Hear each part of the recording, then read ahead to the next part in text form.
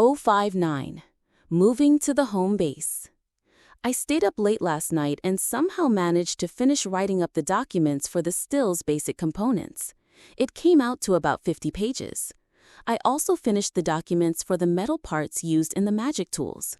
I'll have to buy more paper today. When I looked through the commercial guild regulations I brought back yesterday, I found some good news. The transaction fees between commercial guild branches vary by rank. 50,000 Ginny for C rank and below, 40,000 for B rank, 30,000 for A rank, and 10,000 for S rank. It seems the saying, "the rich get richer," holds true on this world as well. Still, a difference of 20,000 Ginny makes joining the commercial guild worthwhile. While we were eating breakfast, everyone was cheerfully talking about their plans for the day. I kind of felt like I was the only one left out.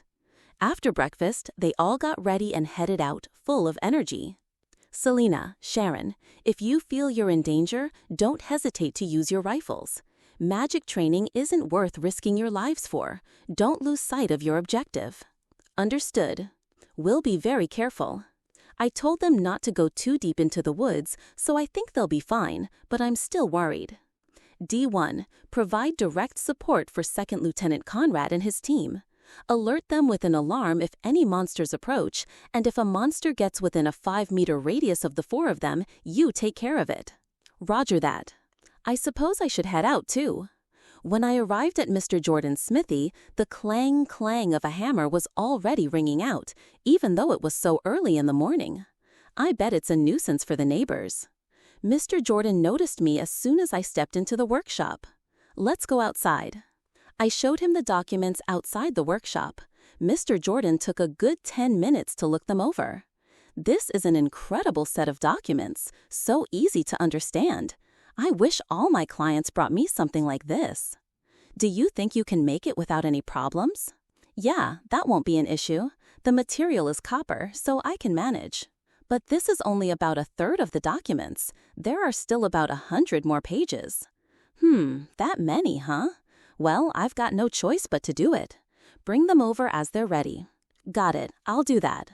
After that, I went through the notes on the documents page by page, making sure he understood all the diagrams. I did the same for the metal parts used in the magic tools. One more thing, boss. Could you make something like this? I'd like it in about 20 days if possible. Well now, that's an interesting design. Sure, I can make a mold to produce these in numbers, so 20 days should be enough time. Then I'll leave it to you. After negotiating the price for the additional items, I left the workshop. It was already 11 o'clock. I figured I'd grab lunch at a decent place and head back to the inn. They said this afternoon's training was in Imperial Arts, so I might as well join in and let Selena and the others work out the kinks in my rusty body. As I was walking around looking for a suitable place, I saw a child crying. It was Ella, and Theo was kneeling down, talking to her. Hey, Theo, what are you doing making her cry? Aniki? It wasn't me. Ella fell all by herself. She's always falling down. You were dragging her along again, weren't you? Well, yeah, but Ella walks so slow. Her dress is torn too. I looked and saw that the shabby, rag-like one-piece dress she was wearing had ripped, probably from the fall. When Theo mentioned her clothes, Ella started crying even louder. Ella, don't cry. We can just punch a hole and tie it up with a string to fix it. Of course, she probably didn't own any other clothes. It was just too sad for a girl to be dressed like that. Is there a second-hand clothing store around here? I'll buy her something. What? No, I couldn't ask you to do that. Clothes are expensive, you know. If it were you, I'd leave you be, but I feel bad for Ella. Now, hurry up and show me the way before I change my mind. Really? Okay, there's one this way, Aniki. At the second-hand shop he led me to, I let Theo and Ella pick out some clothes. Aniki, we'll take this one. The dress they showed me after much deliberation was a well-worn hand-me-down that looked far too big for 4-year-old Ella. It was a one-piece that looked like it would drag on the ground if she wore it. Hey, isn't that a little too big? It's fine, Aniki. She'll grow into it in no time. Thinking that made sense, I asked the shopkeeper the price and paid. To my surprise, the used dress cost 200 Jenny. Theo had Ella change right there on the street. See, it fits, sort of. Aniki, thank you for something so expensive. Ella, say thank you to Aniki. Aniki. Ella looked happy too, to be wearing something that wasn't a rag. Glad to hear it. Now, lead the way to a good diner. My treat, of course. Really? It's this way, Aniki. The diner he took me to was bustling, and since all the indoor seats were taken, we were shown to a table on the terrace. It looked like they had a meat set and a fish set. Meat or fish, which do you want? Meat, they both shouted. The set meals that came out were, as expected, bread, a stir-fry of meat and vegetables, and soup. Each meal was 10 ginny, so I paid the waiter 30 ginny for the 3 of us. Theo and Ella started eating with gusto. While munching away, Theo put his and Ella's bread into a burlap sack he was carrying. We'll eat this bread tomorrow. Ella can't eat this much anyway. Theo said this, sensing I was watching. I see. Glad you have something for tomorrow. Yeah, Aniki, thank you so much. It's been a long time since I've had a feast like this. Theo, do you know what a clan is? Sure, it's a group of adventurers, right? Yeah, that's right. I'm starting a clan soon. I've rented a big building. If you want, I could hire you for odd jobs there. Really? Aniki, I'll do anything. Please hire me. By hire, I just mean you'll live there and I'll feed you breakfast and dinner. I won't pay you a single coin. Live in with breakfast and dinner? Aniki, I'll seriously do anything. Please hire me. I don't need any money. All right. Well, the clan won't be starting for another 20 days. 20 days? Aniki, the job, is it okay for Ella too? Yeah, that's fine. Really? You're the best, Aniki. All right, Ella and I will work our butts off. Of course, I knew what I was doing was self-serving, but I couldn't just leave these siblings to their fate. It wouldn't sit well with my conscience. If the cost of a few meals for a child could solve that, it was a small price to pay. And in truth, Theo would probably be useful to us, being unfamiliar with this city as we are. After we finished eating, I parted ways with Theo and Ella. Now, time for Imperial Arts training. I just hope Selena and Sharon go easy on me. The next little while was a whirlwind of activity. I spent my days helping with the construction of the still, preparing for brewing, making magic tools, buying things for the home base, and joining everyone's training sessions in between. Of course, helping with the still was mostly just giving advice. As expected, building something for the first time is difficult even with detailed diagrams, and the boss would occasionally call me over for technical advice. I also designed and ordered barrels for aging the liquor, along with other equipment and supplies, and made arrangements for a brewing location and personnel. The magic tools were completed without a hitch and have already been delivered to the clan's home base. I also bought a huge amount of tableware, kitchen utensils, cleaning supplies, and other items for the base, taking Karina's advice. And today was finally the day the home base would be handed over to us. After breakfast, we checked out of the inn, arranged for a carriage, and were about to leave for the home base when we saw Theo and Ella waiting for us. It had become a regular thing recently. They were probably hoping to get a free lunch out of me. It's cunning, I thought, but as Ella's big brother, he gets a passing grade. Good morning, Aniki and everyone. Yeah, morning. We're heading to the clan home base now.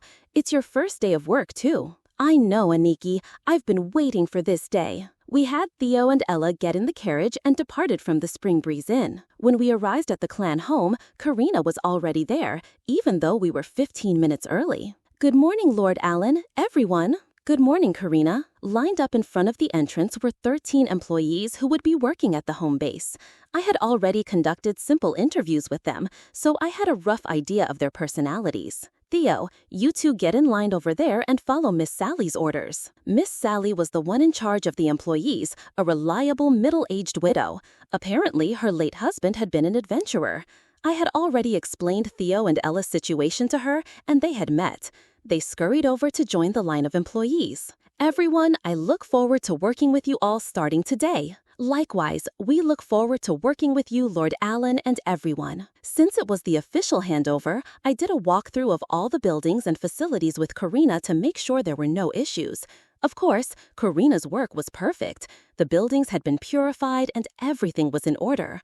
The beds, tables, chairs, and other furnishings looked brand new. We finished the inspection after looking through everything, ending in the 4th floor office. With this, the handover is complete. Yes, thank you for all your hard work.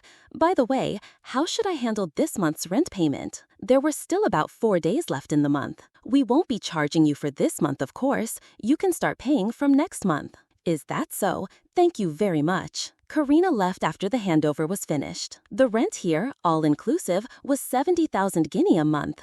I thought it was way too cheap for a place with this many rooms and facilities, but I forced myself to accept it as a gesture of goodwill from Mr. Cyrus. I just hope it doesn't become an issue with the commercial guild. We've finally moved into our own place. Yes, our new life here starts now, said Claria. Oh right, I had these made. How about we all wear them? I showed everyone the badges I had secretly made. They had a hook on the back, so you could clip them onto a pocket and wear them on your clothes. What is this? Both Selena and Sharon exclaimed in surprise. The badge featured the insignia of the Red Fleet. It was the same mark that appeared on the hull of every ship in the fleet. The design was inspired by a supernova, which I thought was a perfect fit for the Shining Star insignia as well. This is the Shining Star emblem, isn't it? A radiant shining star? That's right. Pretty cool, huh? It is. What a wonderful idea. Let's all wear them. Everyone else loved it too, so my proposal passed without issue. Of course, I had made over 100 of these badges. It's the wisdom of our ancestors that things like this foster a sense of unity in an organization. I definitely want all the clan members to wear one. So, what should we do today? If there's nothing pressing, I was thinking of going hunting. I think that's a good idea. We've spent quite a bit of money lately. It's about time we start earning seriously, Claria said. Everyone else nodded in agreement. All right then, how about we hunt nearby for the day, and tomorrow we'll head out for the bandit subjugation request. Everyone nodded. We got ready at once and set off on horseback. We used to only have 2 horses, but we've since bought 3 more, so now we each have our own mount. They are all fine horses, just as good as Tars and Shira. For the record, the 3 of them cost a total of 100,000 guinea. Looking at the monster distribution map that D1 had prepared, we decided to target the easy prey, greyhounds and orcs. We probably wouldn't be able to hunt that many orcs, but it was our first full day of hunting in a while. It seemed like a good warm-up. The hunt went smoothly without any incidents, and we were back in Gaunt's by 4 p.m. Today's haul was 85 greyhounds and 12 orcs. As a bonus, on the way back to Gaunt's, we managed to hunt a big boar that must have weighed at least 100 kilograms. We immediately bled it, removed the organs, and cut it in half, using 2 horses to carry 1 half. It would make a great souvenir. We'll let the people at the home base handle the rest. As expected, after 20 days of magic training, everyone's skills had improved considerably. Feeling a sense of urgency, I had learned a new spell, Light Arrow, during my short training sessions. It seemed to have less power than Flame Arrow, but it was faster. It's a perfect spell for anti-personnel combat. We reached the gates of Gaunt's and greeted the guards. Well, if it isn't the Shining Star Party, that's a huge big boar you've got there. Yes, we got lucky, Claria replied. It seemed Claria and the others had gotten quite friendly with the guards over the past 20 days. Well, with a group of beauties like this, I suppose the guards would let their guard down. Naturally, we were allowed to pass and entered Gaunt's. I had the others, who were carrying the big boar, head straight back to the home base while I stopped by the Adventurers Guild to exchange the magic stones from today's hunt. The total came to 38,750 guinea. Not bad for a day's work. When I got to the home base and took my horse to the stables, Theo was there, learning how to care for the horses from someone. Theo, you're working hard. Oh, Lord Alan. It seems his way of addressing me had been corrected. To be honest, I'd rather he called me Aniki than Lord Alan, but I'll endure it for the sake of his education. Keep it up. Regarding how I should be addressed, I had initially told Sally, the head of the employees, to drop the Sama honorific, but she insisted with considerable force that it was customary to address the leader of a group of dozens of people with Sama, and that it was for the employees' own good in various ways, so I ended up agreeing. I was told everyone wanted to have dinner after bathing, so I took a bath myself and freshened up. We ate our meal in the vast, empty dining hall where we were the only ones seated. Tonight's menu was rice, cream stew, and salad. I had written down and given several recipes to Rothel, our new head chef, and it looked like he had made one of them today.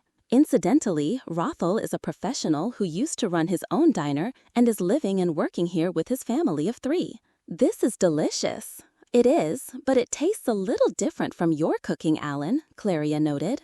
I agree. It feels somewhat different, Sharon added. You think so? I think it would turn out something like this even if I made it. Speaking of which, I want to have a briefing for tomorrow after dinner. Everyone, please gather in the office. Immediately after the meal, I had everyone gather in the office. I spread a large map of the surrounding geography and highways on the big office table. Of course, this map was also something I made myself by pasting sheets of paper together with glue. I've pinpointed the location of the bandit hideout here. There's a considerable number of them, probably over 30. How did you... Well, never mind. 30 is quite a few. Catching them might be manageable, but transporting them will be a challenge. Elna commented. True, but let's count on those chain manacles we bought the other day for that. We'll naturally go by carriage to act as bait. We'll take this highway to this point, then turn onto this road here. It's a bit of a distance, so we'll need to camp for one night around here. Any questions? Everyone shook their heads, indicating they had none. So much for the point of a briefing. Well, I suppose it just means they're confident and see no problems. I want to depart 2 hours after dawn, so everyone, please get some rest early tonight. Everyone agreed and started to leave the room, but Sharon called out to me. Alan, I was thinking of sewing a pocket onto the shoulder so we can attach the emblems. Would you like me to do yours? I'll help, Selena offered. I learned that they had all decided to wear them in the same spot, on the left shoulder. That would be a great help, then please do. I gave them several of my shirts to have pockets added. They said they would do it tonight. Of course, after a light glass of wine, I went to bed early. The next morning, we departed as scheduled. Everyone was fired up for their first bandit subjugation mission. We left Gaunt's and headed west along the highway. Along the way, we were attacked by 4 greyhounds, but I took care of them without anyone else's help. Let's take an early lunch break around here. That sounds like a good idea, Elna agreed. We stopped at a wide rest area built along the highway. Naturally, I had scouted this location in advance. The timing was perfect. We all dug into the sandwiches that Rothel, the head chef, had made for us early this morning. Just as we were finishing up, a group of people started to appear on the highway, heading toward us. That looks like a lot of people. We should be on our guard, Elna said. The approaching group close to within 100 meters, and then a single rider broke away and came galloping toward us. It seemed they had noticed us. Claria, why don't you give them a wave?